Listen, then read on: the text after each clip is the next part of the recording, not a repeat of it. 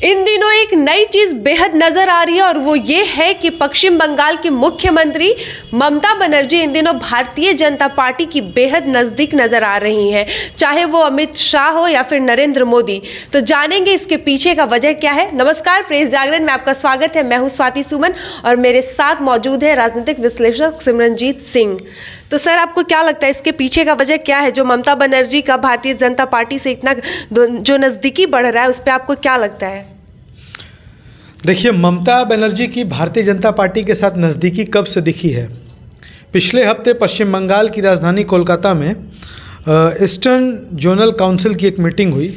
इसके अध्यक्ष गृह मंत्री होते हैं और अमित शाह इसलिए जब कोलकाता गए तो वहाँ पर ममता बनर्जी इनके साथ थी।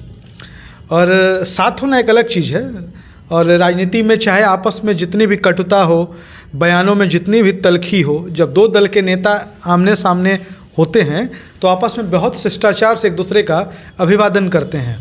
जो छोटे स्तर के कार्यकर्ता होते हैं ना, जो रोड छाप बूथ लेवल कार्यकर्ता जिनको कह लें, वो नेता के नाम पर झगड़ा करते हैं, मारपीट करते हैं या संबंधों को बिगाड़ते हैं। बड़े नेताओं के आपसी रिश्ते कभी खराब नहीं होते, ये समझना चाहिए।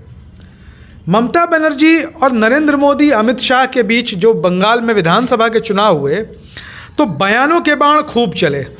नरेंद्र मोदी यूं तो देश के प्रधानमंत्री हैं, लेकिन जब वो ममता बनर्जी पर हमला बोलते थे तो सारी मर्यादा खो देते थे, सारी गरिमा तार तार करके रख दी। मतलब एक प्रधानमंत्री का ऐसा भाषण नहीं होना चाहिए जो नरेंद्र मोदी देते थे। ममता बनर्जी भी जिस तरीके से भाषण देती थी, विरोधियों पर हमले करती थी, वैसे में हम ये कह सकते कि ममता बनर्जी भी राजनीतिक मर्यादाओं को तार तार करने में कोई कोर कसर बाकी नहीं छोड़। राहुल गांधी का भारत जोड़ो यात्रा तो इसका वजह नहीं बन। नहीं, राहुल गांधी की भारत जोड़ो पद यात्रा पर हम आएंगे, लेकिन आपको बताएं कि ये वजह क्या है। दरअसल जब अमित शाह कोलकाता पहुंचे तो वहां पर अमित शाह और ममता बनर्जी के बीच इतना अपनापन देखने को मिला कि पश्चिम बंगाल राज्य सचिवालय जो है, नवान जो सचिवालय है, वहाँ पर अमित शाह की गाड़ी में बैठ के ममता बनर्जी गई।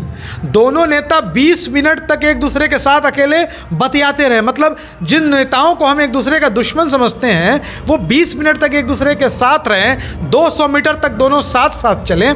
और उसके बाद प्रधानमंत्री नरेंद्र मोदी भी अब कोलकाता जाने वाले हैं, आपको मैं बता दूं, इस महीने के अंत तक, और उसमें भी ममता बनर्जी उनके साथ रहेंगी। विपक्ष के नेता जो पश्चिम बंगाल विधानसभा में हैं, शुभेंदु अधिकारी, जो तृणमूल छोड़ के ही बीजेपी में गए, उनको भी ममता बनर्जी ने चाय पर बुलाया। काफ़ी देर दोनों के बीच बातें हुई। क्या बातें हुई नहीं पता चला, लेकिन हम आपको अब वजह बताते हैं। वजह यह है कि तृणमूल कांग्रेस के कई नेता केंद्रीय एजेंसियों के रडार पर हैं। खुद ममता बनर्जी के जो भतीजे हैं, टीएमसी के महासचिव हैं अभिषेक बनर्जी, उनकी पत्नी है रुचिरा, ये दोनों केंद्रीय जांच एजेंसियों के रडार पर हैं। ममता बनर्जी के कई करीबी नेता जैसे पार्थ चटर्जी का हम नाम ले सकते हैं, अनुव्रत मंडल का हम नाम ले सकते हैं, ये सारे लोग जेल में हैं। ममता बनर्जी अब ये नहीं चाहती हैं कि वो बहुत ज़्यादा केंद्र की नरेंद्र मोदी सरकार से पंगे लें। ज़्यादा पंगा लेंगी ऐसे ही मामले आते रहेंगे। CBI है, ED है, इनकम टैक्स है, बहुत सारे माध्यम हैं कि एक केंद्र सरकार किसी राज्य सरकार को, किसी नेता को, विरोधियों को परेशान कर सकती है। नरेंद्र मोदी और अमित शाह जो देखने को मिल रहा है, ममता बनर्जी को परेशान करके डराने में सफल रहे हैं, ये सही बात है। और ममता बनर्जी अब जो है परेशानी मोल नहीं लेना चाहती हैं, आ बैल मुझे मार वाली कहावत वो चरितार्थ नहीं करना चाहती हैं। लिहाजा अमित शाह और नरेंद्र मोदी के साथ उनके संबंध बहुत अच्छे हो चुके हैं। लेकिन आपने एक और सवाल पूछा है राहुल गांधी की भारत जोड़ो पद यात्रा के बारे में। दरअसल राहुल गांधी होना इतना आसान नहीं है। आप राहुल गांधी का उपहास उड़ा सकती हैं, लेकिन राहुल गांधी के जो संघर्ष हैं आप उनको इग्नोर नहीं कर सकती। अरविंद केजरीवाल हो, ममता बनर्जी हो, ये भाषण जरूर देते हैं बीजेपी के खिलाफ। ममता बनर्जी की तरह कभी मायावती भी बोला करती थी, लेकिन आज उनके सामने सरेंडर है। लेकिन राहुल गांधी को भी ED ने सम्मन भेजा, राहुल गांधी की माँ सोनिया गांधी को भी भेजा, लंबी पूछताछ चली, खूब बवाल हुआ इस देश में। कुछ हुआ क्या? नहीं हुआ। राहुल गांधी नहीं डरे। राहुल गांधी का आप उपहास उड़ा सकते हैं, लेकिन न उन्हें कोई केंद्रीय एजेंसियां डरा सकी, न नरेंद्र मोदी डरा सके, न अमित शाह डरा सके।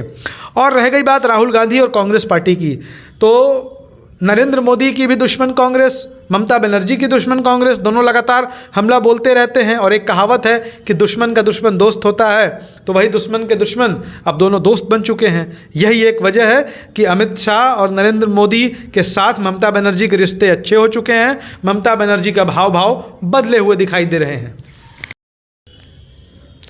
तो आपने सुना कि आखिर क्या है पीछे की वजह ममता बनर्जी और भाजपा की बढ़ती नजदीकियों का। ऐसे ही तमाम खबरों के लिए बने रहिए प्रेस जागरण के साथ। धन्यवाद।